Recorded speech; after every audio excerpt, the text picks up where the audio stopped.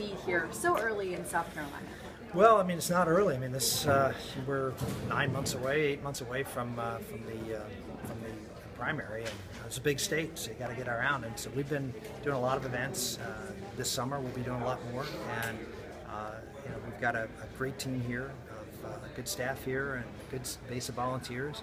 We feel very bullish about how we're going to do in South Carolina.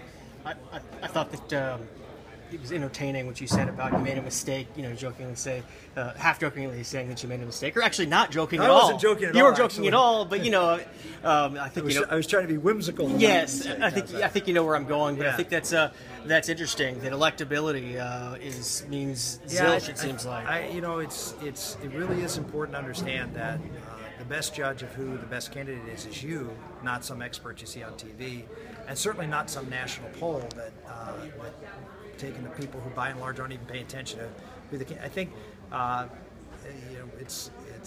there's one national poll I saw where they dug down deep and they asked people before they started the poll to voluntarily name all the people running, and most people couldn't name but 3 or 4 people. So the idea that people have really thought through this, it just doesn't happen this early on. And the people who do think through it are really committed volunteers and activists, like the 100 and some people that were here today. Right. Senator, last time around 2012, you came up a little bit short. So far on the campaign this year, this time around, are you have you learned any different lessons? You're trying anything differently while you're... Well, the big lesson you learn is that this is a marathon, not a sprint. And so you try not to get too worked up about any one thing that happens. The key is to stay on your message, to focus on things that are important to voters, and that's why you heard me talk about I think the big issues of the day, and I think how we're different. And we're different. And one of the things I try to do here, without criticizing anybody else, is talk about how different we are on national security with our experience, how different we are on immigration, how different we are on standing up for the family and fighting for the family, and not being afraid to be pushed as politically incorrect. Those are differentiators that I think matter to people because they're at the core of the big issues of the day. Senator, I just want to ask you, as you know, there are a lot of gay and lesbian Republicans. I'm sure you've been asked this before, but they were I'm sure a lot of them were rejoicing with the ruling, and it's like split at 50-50 how people feel, I think. But I guess what would you say to people of gay persuasion, Republican voters who were happy about that, but then they hear you say... Well, one of the things I realize is not every voter is going to agree with me on every issue. And I look at it as an issue. It's an important issue.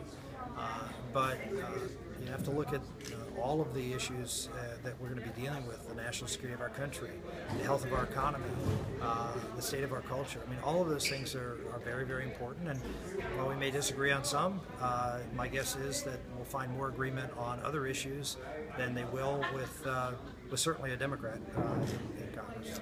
And Senator, to go a little further on that, how do you win the hearts and minds of people that, they're on the fence? In the region that we're in here, this isn't nationwide, but the region, especially the region that we're in here, and a lot of Republican votes come from here, how do we win their hearts and minds on, okay, I want to vote for this guy, instead of saying, okay, he's pretty much one-sided, I think I'm going to lean the other way because... Well, I mean, there are lots of different issues that people vote on. I mean, usually the number one issue in the elections are economic issues, and I don't think that'll be really any different this time around.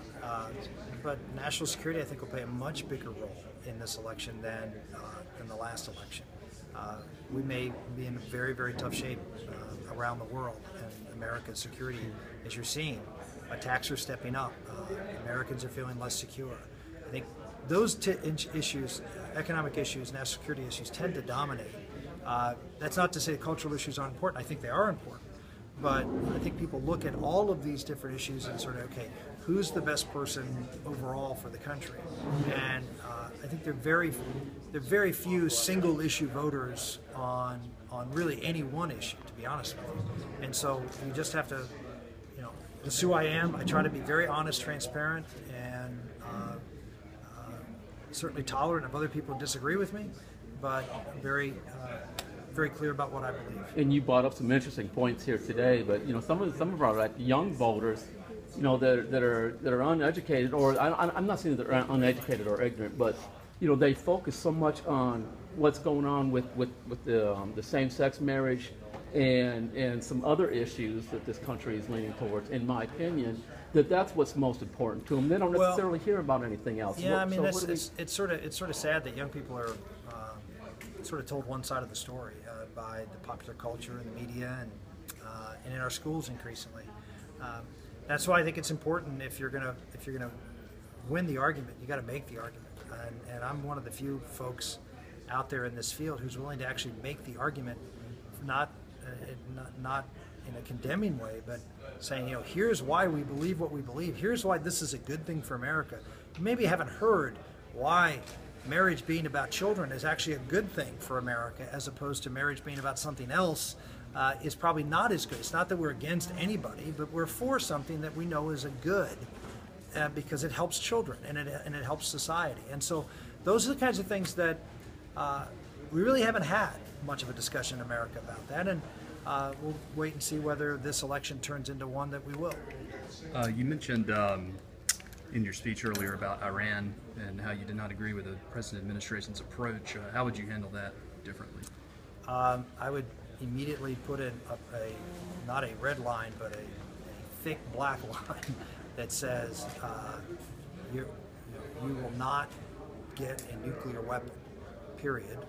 You either open up these facilities, allow them to be inspected, or we will begin to take steps, sanctions and others, to make sure that you do not do that. And there's nothing more serious to the security of our country than a nuclear Iran, and we're just about to hand them that pathway. And so I'm hopeful that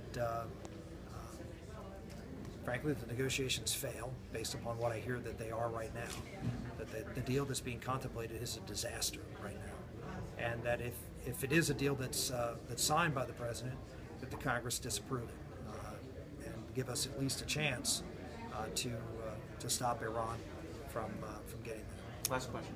You don't have all day, I know, but we were talking about defense and ISIS. Boots on the ground? I mean, what needs?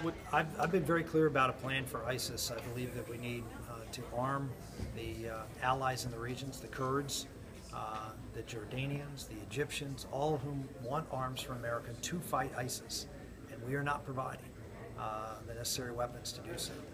We need to have better. We need to have more troops on the ground. The president has put in, I think, 3,500 now. That's not sufficient. I don't know of a single general outside of the Pentagon who's looked at this and believes that's anywhere close to what we need to be able to be effective in winning this war.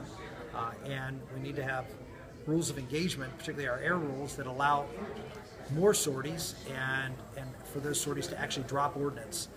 I think we're flying anywhere from 14 to 20 sorties a day, and only a third of them are dropping any bombs. That's inconsequential in any kind of war. And so we need to increase the number of